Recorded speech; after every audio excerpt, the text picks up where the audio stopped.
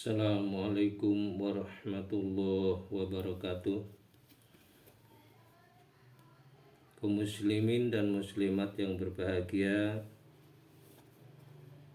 selamat berjumpa kembali dengan YouTube kami di Rafiq Channel. Tolong subscribe, share, dan like, dan kembangkanlah penyampaian kami ini. Semoga Anda termasuk orang yang berbuat baik dan mudah diberkahi, diridhoi oleh Allah Subhanahu wa taala. Amin ya rabbal alamin. Bismillahirrahmanirrahim. Alhamdulillahirabbil alamin. Wassalatu wassalamu ala asyrafil anbiya wal mursalin wa ala alihi wa sahbihi ajmain. Amma ba'du. Para ilmu ulama yang saya muliakan atas segala fatwa dan bimbingannya, kaum muslimin dan muslimat yang berbahagia, pertama-tama puji dan syukur persembahkan kehadirat Allah Subhanahu wa taala. Alhamdulillah, kita saat ini masih banyak sekali diberi mendapat kenikmatan oleh Allah Subhanahu wa taala. Tentunya kita bersyukur kepada Allah. Semoga kita bisa mensyukuri atas nikmat itu. Dan insya Allah kalau kita bisa mensyukurinya, jarine Allah Subhanahu wa taala akan ditambah kenikmatan. La in syakartum la azidannakum. Apabila kamu bersyukur kepadaku, kata Allah, akan kutambah kenikmatan. Maka syukurlah kita menerima kenikmatan yang diberikan oleh Allah Subhanahu wa taala ini. Insya Allah kita akan mendapat tambahan nikmat. Tapi kalau kita tidak mensyukuri atau mengufuri daripada nikmat-nikmat yang telah diberikan oleh Allah kepada kita, maka Allah mengabarkan bahwa siksaannya sangat pedih, siksaanku sangat pedih. Itu makanya kita bersyukur kepada Allah Subhanahu wa taala. Semoga kita ditambah kenikmatan. Dan kenikmatan itu sangat banyak sekali, tidak terhitung. Wa in ta'uddu nikmatallahi la tuhsuha.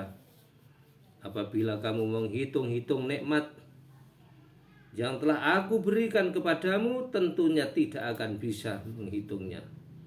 Karena nikmat itu sangat banyak sekali, baik nikmat yang dohir maupun nikmat yang batin, yang kita tidak terasa, tidak merasakan, dan tidak kelihatan oleh mata kita. Namun nikmat itu ada. Teristimewa kenikmatan yang ada di dalam tubuh kita maupun kenikmatan yang ada di ibadah kita. Kalau kita beramal kemudian kita diterima amal kita, Masya Allah, luar biasa sekali. Itu ada hubungannya dengan dunia wal akhirah. Demikian, mudah-mudahan diberkahi. Sholawat serta salam disanjungkan kepada junjungan kita Nabi Muhammad Sallallahu Alaihi Wasallam, keluarganya, ahlinya, para sahabatnya, anak-anaknya, istri-istrinya, dan kita sekalian sebagai pengikutnya. Insya Allah nanti di yaumil kiamah kita akan mendapat syafaat dari Rasulullah Sallallahu Alaihi Wasallam. Kaum muslimin wal muslimat rahimakumullah, di mana saja berada, ada 6 alasan mengapa kita harus menjaga istighfar. Ada 6 alasan mengapa kita harus menjaga istighfar.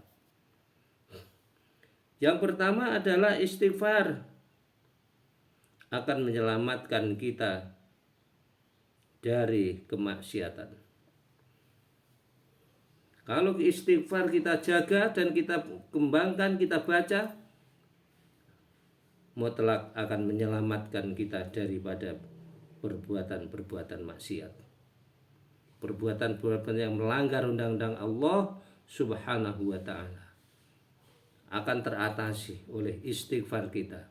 Artinya kita baca istighfar, kemudian diampuni oleh Allah Subhanahu wa taala dosa-dosa kita. Itu menyelamatkan orang dari berbuat maksiat. Yang kedua adalah istighfar adalah jalan keberuntungan dan kebahagiaan. Dengan istighfar Allah Subhanahu wa taala memberi balasan kepada kita yang membaca istighfar. Beruntung, bahagia orang membaca istighfar itu. Dengan membaca istighfar, astaghfirullahaladzim alladzi la ilaha illa huwal hayyul qayyum wa atubu ilaih. Diampuni dosanya walaupun dosanya sepenuh jagat. Dinyatakan dalam sebuah hadis,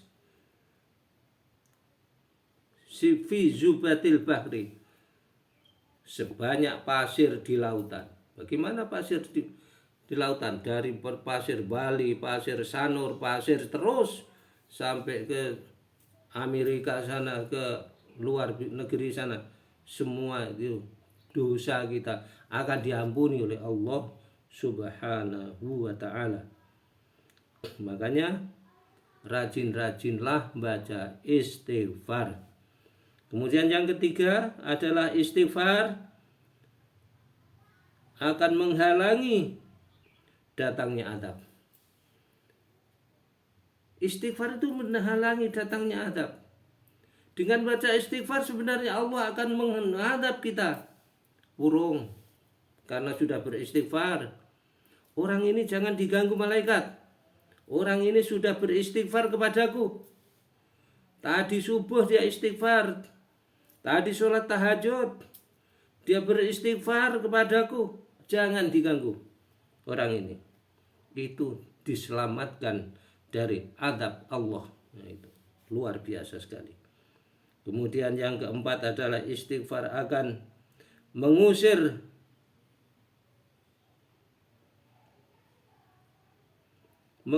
kesedihan dan gelisah. Nah, gelisah kita tidak akan ada. Ya, kesedihan kita tidak akan ada kalau kita beristighfar kepada Allah Subhanahu wa taala. Ungkapnya minta ampun, astaghfirullahaladzim alladzi la ilaha illa huwal hayyul qayyum wa atubu ilaih. Pasrah kepada Allah Subhanahu wa taala, enggak ada rasa sedih, enggak ada rasa segala yang menjadikan gelisah dan lain sebagainya. Kemudian yang kelima, istighfar akan melapangkan hati. Lapang hati kita kalau kita beristighfar kepada Allah Subhanahu wa taala. Lapang artinya enggak sempit. Kita dengan Allah ada hubungannya. Kita ada Allah, ada hubungannya dengan Rasulullah dekat. Bagaimana kada lapang hati kalau sudah serah kepada Allah Subhanahu wa taala? Tentu lapang hatinya.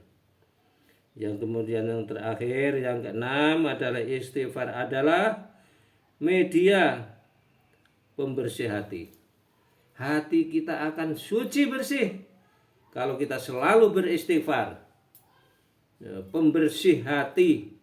Makanya kalau ingin hatinya yang bersih, enggak kotor, banyak-banyaklah beristighfar kepada Allah Subhanahu wa ta'ala. Nah, demikianlah para hadirin penyampaian 6 hal yang menjadi alasan menjaga kita dari menjaga istighfar. Artinya kita selalu beristighfar, memohon ampun kepada Allah Subhanahu wa taala. Mudah-mudahan penyampaian yang singkat, namun walaupun singkat tidak menutup kemungkinan ada kesalahan dan kekhilafan di sana sini. Atas segala kekhilafannya, atas segala kesalahannya, mohon dimaafkan. Dan terima kasih atas perhatiannya. Mudah-mudahan diberkahi oleh Allah Subhanahu wa taala. Wallahul muwaffiq ila aqwamit thoriq. Wassalamualaikum warahmatullahi wabarakatuh.